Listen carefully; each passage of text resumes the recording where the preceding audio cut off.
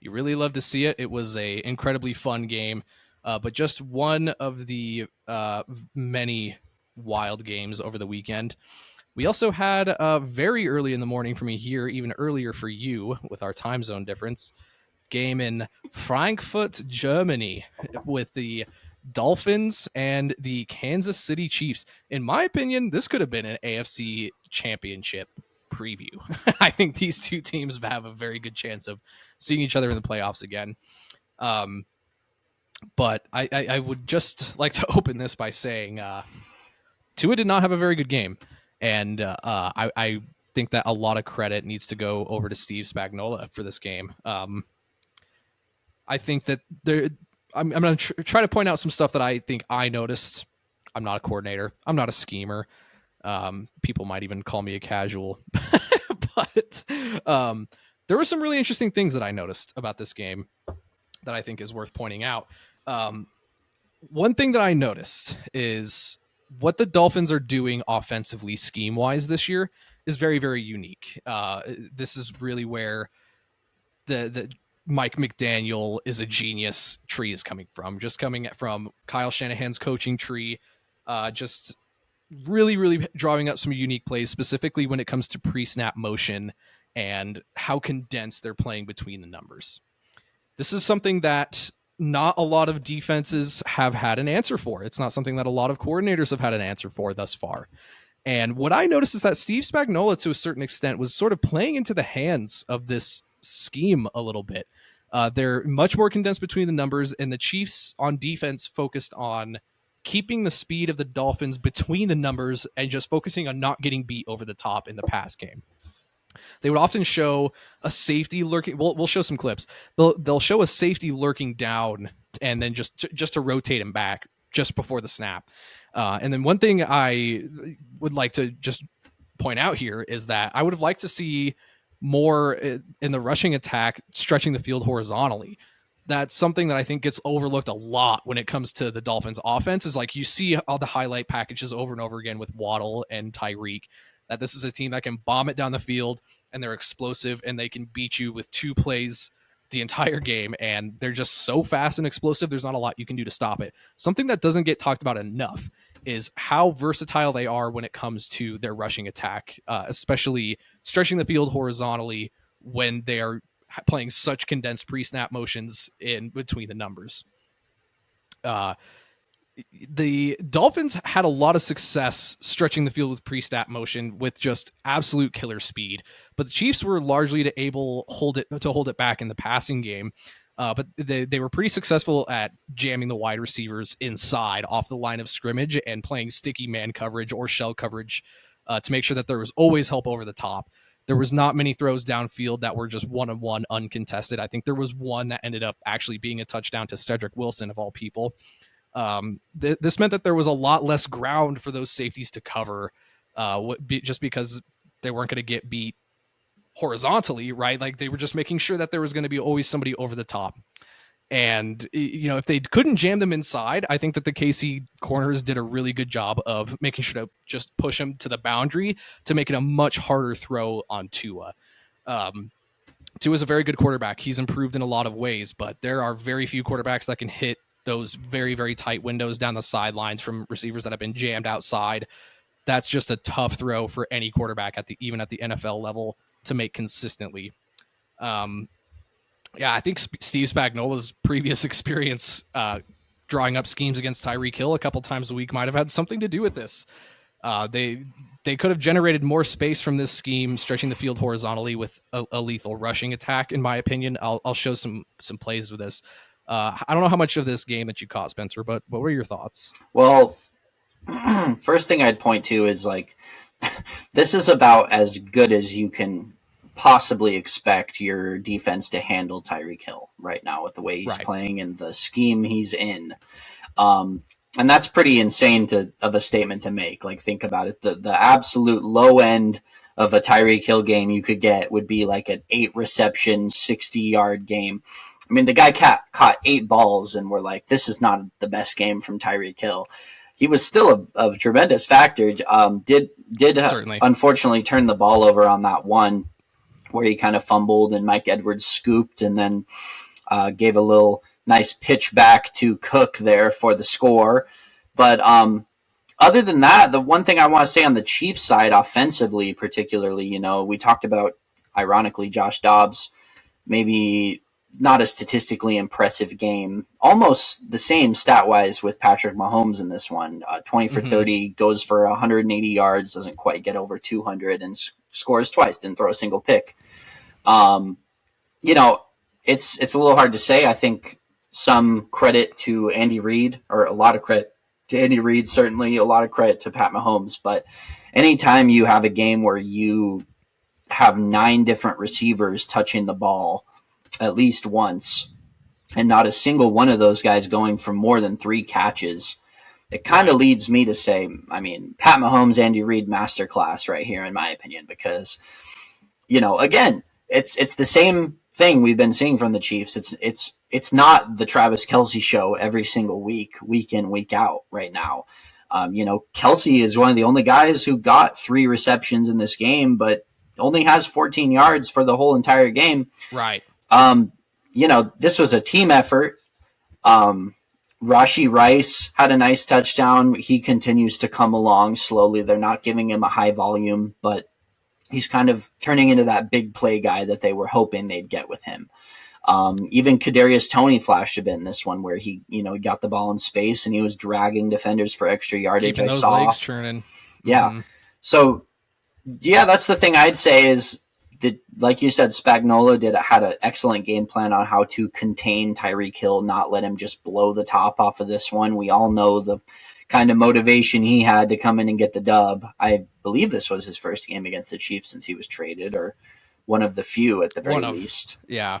But, yeah, that was a great job on that side of the ball. And then I think the Chiefs played a near flawless game offensively early on to jump out to that lead, and then the defense kind of held their end of the bargain by keeping Miami out of the end zone enough for them to win a close game.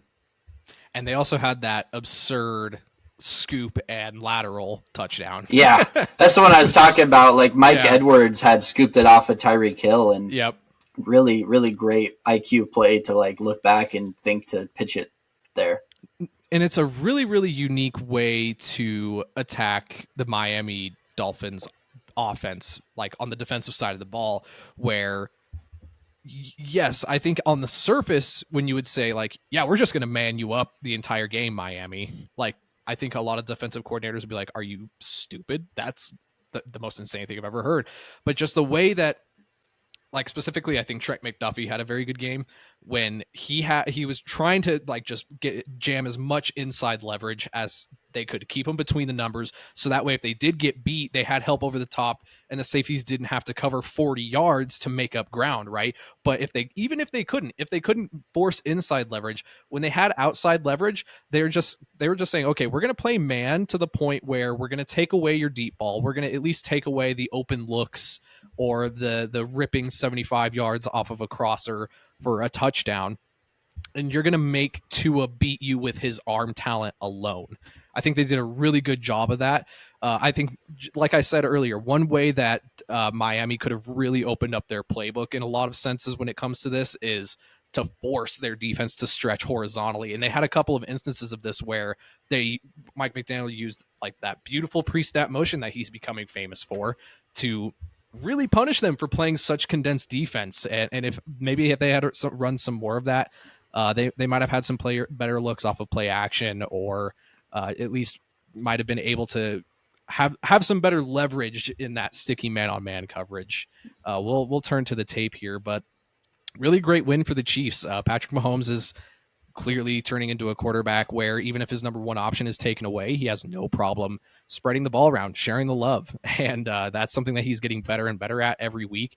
It's crazy to say that even though this is the year that he is weakest at wide receiver as far as a quarterback goes, it might be making him better just because he is forced to calculate the game at a higher speed, to execute at a higher level, and to spread the ball around so that there is no answer, really. Well, that's the thing, Ryan. I mentioned early on that I think Andy Reid deserves a ton of credit for the outcome of this game because you've probably heard in the past where, you come into a game and everything goes on script in terms of Mm-hmm. you have an idea of the way things are going to go and you have a set like order of plays you're going to run. And to me, it felt watching this back, it seemed like at least in the first half of this game, everything went exactly the way the Chiefs had planned it, and they just unfolded their plan in the perfect fashion, and it led to a really, really dominant first half. I mean, credit to Miami for scraping and clawing their way back into this Yeah. game, but it kind of felt to me that they were beat from the first half because once the Chiefs, everything goes right for them, then Spagnolo, he's in his element. Suffocating. He's Yes. used to playing with the lead. Now he can lean right back into his game plan that second half and just limit you. Gang tackling up front. Never allow those big yak plays for you to explode to a lead and jump ahead in the game. I mean, they were right in the pocket with this one. Yep, 100%. Well, Spencer, why don't we take it over to the film here, and we can have a little bit of a closer look. Let's do it. All right, Spencer. So here's an example of what I mean by using that pre-snap motion to stretch the field horizontally.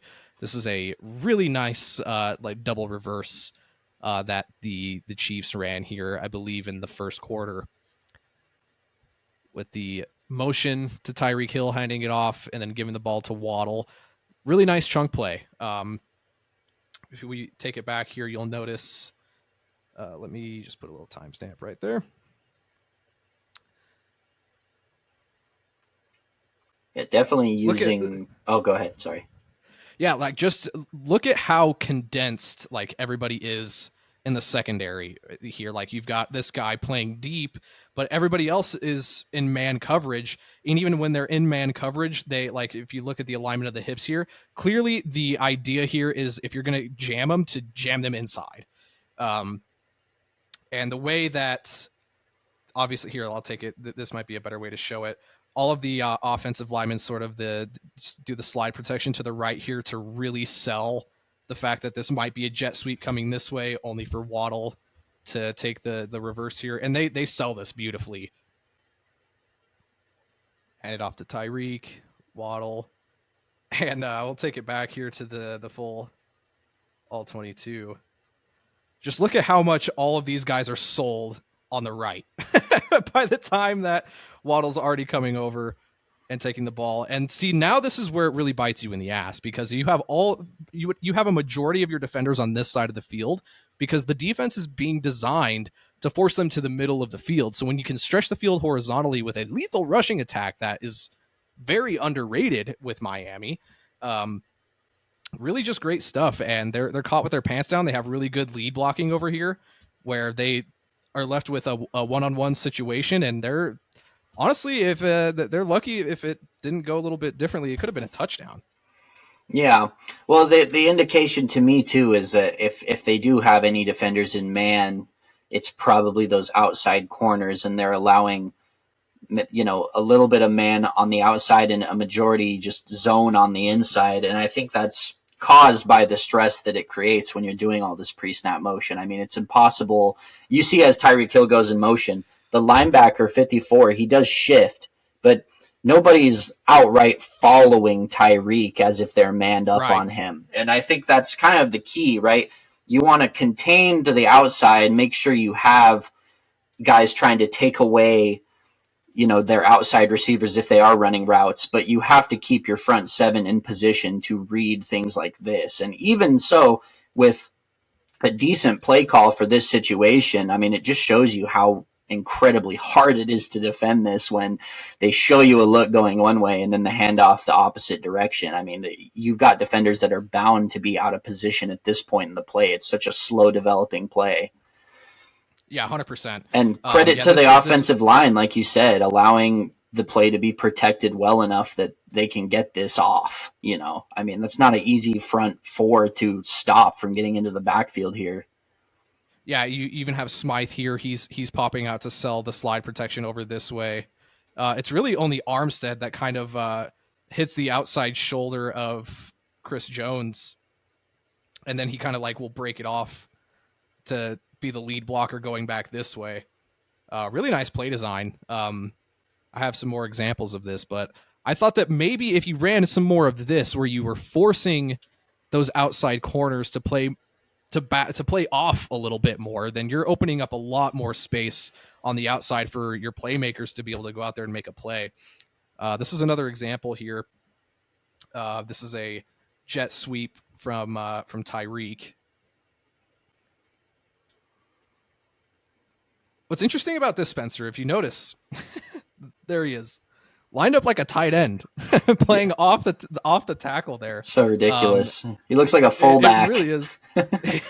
And if you'll notice, there's no pre-snap motion here. This is just a snap and hand off to Tyreek on the sweep, and then look at all that open grass for a very fast guy. It's a recipe for disaster. Something I noticed pre-snap too is it looks like when they run it, like it was almost an audible because the back moves to the left side of Tua. But I think this was I think that was by design pre-snap, that he moves to throw them off like they're going to run a draw to that left side, and then they can misdirect with Tyreek going to the right. Right. Yeah, I just think that again, if you take a look here, you've got a majority of your defenders are just sticking right here inside the numbers. But if you look at 80% of the Miami Dolphins snaps, this is their home right here. Let me so you see, like, just inside the numbers here for the defense, 90% of where the Dolphins make their living is right here. And that just causes a lot of really weird mismatches when you're, maybe coming across the field, or maybe you've got a double move to outside the numbers. So I think opportunities like this, where you are giving the ball to your playmaker to force the defense to stretch out, it might have helped them a little bit more in the long run to run a little bit more of this type of stuff. They go a step further. You see 72 running back. Like, that's the thing that I think is so unique about Miami, is that they will just sacrifice an entire side of the field to pretend like they're running one thing. And yes, it's going to equal less blockers for Tyreek out in space, but when you have literally half the defense shifting to the wrong side of the field, like, you're willing to take that risk because Tyreek has so much speed. He can get on that edge instantly. 100%. Yeah, you can even see as the running back shifts sides over here, it forces them to back off on this side a little bit. Maybe they've even run a look out of this before, where they've seen on film that, like, oh, when you have a look like this, the running back pops over here, they're going to run something over to this side of the field where the tackle's pulling, that forces 20 to go back this way. Yeah, just really creative. I really like the way that Mike McDaniel has been scheming this up. And I will say, I was looking for these types of plays when I was going back through the film, and he tried it a lot.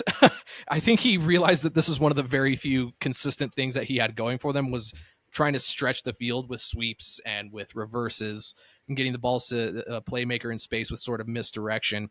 He tried it a lot throughout the game, but again, this is not something that's going to win the game for you. And it makes sense, especially because I don't know what time of the game this play is, but if they're playing from behind, that's a pretty low risk, high reward type of opportunity for them to try and get an explosive and go ahead there. That was in the first quarter still. So clearly something that they were trying to get going early. We can take another look here. I have a couple of other examples. A tendency breaker. I really like this play. This was the deep touchdown to Cedric Wilson. The one player that you would expect, that you would maybe not expect to take advantage of this type of situation. Again, here you can see, look at everybody condensed in between the numbers. That is where everybody is lined up right now. And let's just run this play here. I'm really glad that you included this one, Ryan, because I felt that this was like blatant offensive pass interference here on McDuffie. You mean defensive? No. It should have been called on said Wilson. Sorry, I misspoke. Oh, I see. I think there's a pretty blatant push in the back at the end of this play. Could be. Which, I mean, it's fine. It didn't get called, but sure. Yeah, it's just very interesting because as they were trying to stretch the field horizontally, you got man coverage here on both Tyreek and Jalen Waddle. And then just right up the seam here, you have a really nice play design where you have this double move to the post and then like cuts out to a corner. And this is what I'm talking about, like just the distraction that is Tyreek Hill. The ball, like this guy is playing right in his hip, but Cedric Wilson has inside leverage for this double move already, and this safety is already biting down on Tyreek Hill. Mm-hmm. A big part of why Ced's able to outposition McDuffie here is because he, like you said, he already has position for the double move, and at the end of the play, if it's one-on-one, I think Ced definitely expects that the ball is already in the air as he breaks. And 100%. It's one-on-one down the field. Look at where Tua lets this go. He's thrown it before he's even in hit the 10-yard line, really. The ball comes out as he comes out of that break. Yeah, he is up the field here, and like just as he cuts out of that break to the corner route, ball's already in the air. And then watch down the field here, Ryan. This is the shove in the back I was trying to tell you about. Oh, I see that. That little oop right there. But nice. At the end of the day, I think the main reason that gets called is because McDuffie, because of the way that this was schemed, he's in a compromising position. He can't get his head around and simultaneously run step for step with Ced on this route. Right. So I understand the no call. It's just something I noticed when I was watching this particular play. That's interesting that you point that out. That's not something that I had noticed. And even you can see that they are just the Chiefs defense is very aware of what the potential trickery here as Smythe goes in motion across here. Just look at how much the defense moves. You have a shift from the line. This guy sort of backs off a little bit to give a little space to Cedric, which ultimately ends up biting. And then, like I said, you had this safety sort of cheating down a little bit, but pre-snap. But then after the motion, he kind of bails backwards. This is something that I noticed the Chiefs did a lot, but ultimately, I think that this slot corner backing off post motion ultimately ended up hurting. And then biting where the ball's most obvious to go is. Not the not the worst jump in the world if you're ever going to make a guess, but really nice play design. I really like the double move, great execution, great ball by Tua, great anticipation, a really nice tendency breaker to once they finally did get inside leverage in man coverage between the numbers, they made him bite so hard that it just turned into a touchdown. All right, we want to thank everybody so much.